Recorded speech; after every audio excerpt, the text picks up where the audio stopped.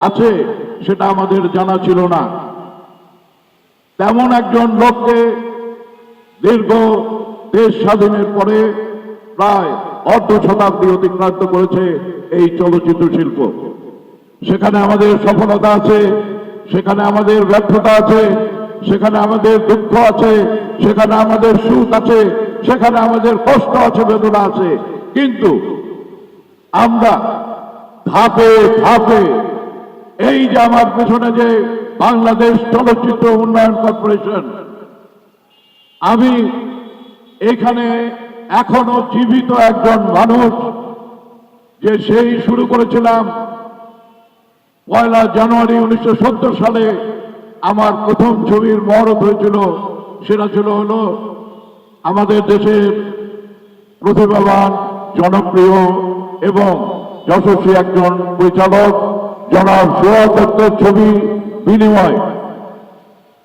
আমি এই প্রসঙ্গ নিয়ে, এই এফডিসির জন্ম বৃত্তান্ত নিয়ে, চলচ্চিত্র শিল্পের বিষয় নিয়ে এই জন্য উপস্থাপনা করছি যে আমার সঙ্গে মঞ্চে যারা আছেন, আমার এখানে যারা শ্রোতা আছেন, আমি শুধুমাত্র কিন্তু আমার সামনে যে সমস্ত আপনারা ভাইয়েরা রয়েছেন, সাংবাদিকরা রয়েছেন, আমি তাদের যে বয়সটা দেখতে পাচ্ছি, যে এই মিডিয়ার যারা আপনারা রয়েছেন, আপনাদের কাছে আমার বিশেষভাবে অনুরোধ থাকবে, আমরা কিন্তু কোন রকমের সেই লড়াকু রাজনৈতিক চিন্তা ভাবনার জন্য সমাবেশ করছি না।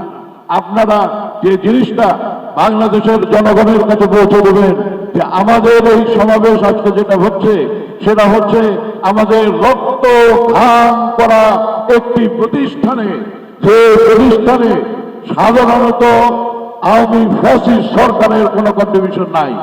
এটাকে আমরা যারা শিল্পী, আমরা যারা কলাকুশলী, তারা এই প্রতিষ্ঠানকে ব্যবহার করে ধাপে ধাপে ধাপে ধাপে আমরা এই পর্যায়ে নিয়ে গেছি, যে কারণে আমাদের সময়কে আপনারা যারা অতীতকে জানেন না, শুধুমাত্র হয়তো মিডিয়ার কল্যাণে দেখেন, আপনারা বলেন সেই সোনালী যুগের সিনেমা, সোনালী যুগের নায়ক নায়িকা, সোনালী যুগের সব কথা বলেন, কিন্তু এখন আর সিনেমা নিয়ে আপনারা কোনো আলোচনা করেন না।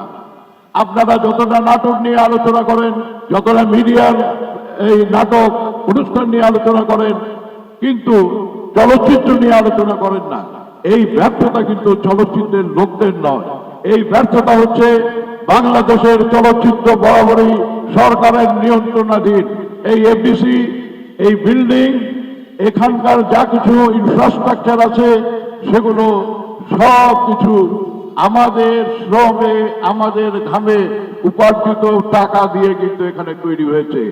ওই পাশে রাস্তায় যে সমস্ত আপনারা দেখছেন উন্নয়ন, সেই উন্নয়নগুলো জনগণের টাকা পয়সা দিয়ে, তাদের ট্যাক্সের টাকা দিয়ে তৈরি করা হয়েছে। কিন্তু এখানে একটি কর্পোরেশন, যে কর্পোরেশন তার নিজস্ব কোনো ফাইনাল প্রোডাক্ট তৈরি করতে পারে না। আপনার সরকারি সিমেন্ট ফ্যাক্টরি আছে, শিপ বিল্ডিং ফ্যাক্টরি আছে, কেমিক্যাল কর্পোরেশন আছে, তারা তাদের নিজস্ব প্রোডাক্ট তৈরি করতে পারে, কিন্তু একমাত্র বাংলাদেশ চলচ্চিত্র উন্নয়ন কর্পোরেশন, এটি একটি সরকারি প্রতিষ্ঠান, কিন্তু এর নিজস্ব কোনো ক্ষমতা নাই এখান থেকে কোনো আউটপুট দেওয়ার। যদি না চলচ্চিত্র শিল্পের সঙ্গে সংশ্লিষ্ট শিল্পী, কলা কুশলী, প্রযোজক, পরিবেশক তারা এখানকে ব্যবহার না করেন, একটিও চলচ্চিত্র তৈরি হবে না, নির্মাণ হবে না।